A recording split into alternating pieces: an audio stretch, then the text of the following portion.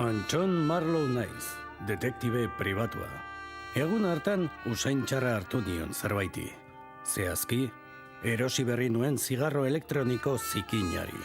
Azekiratxa. Eta nire kasu berriak ere itxura txarra zuen. Diskrezioa behar dut. Realeko zuzendaritzakoa naiz. Begira argazki honi. Jagoba arrasate da.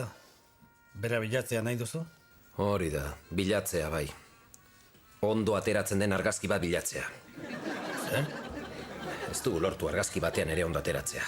Eta taldearen posterran jartzeko behar dugu. Batez ere aurrek ikusitakoan ez negarrik egiteko.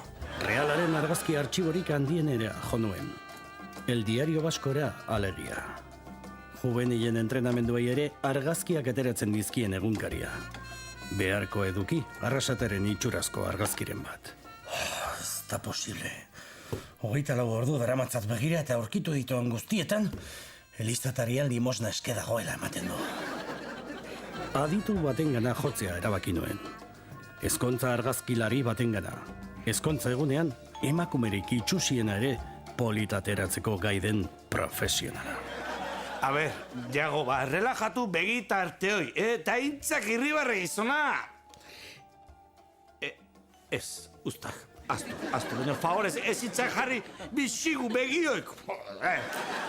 Hau, imposiblea duk, olako gauza tristik iztea sekula ikusi. Zorionez, realzale batek eman zidan soluzioa. Ikusten, orain bai, Jagoba primeran aterako da, argazki guztietan! Etzaiota aurpegia ikusiko.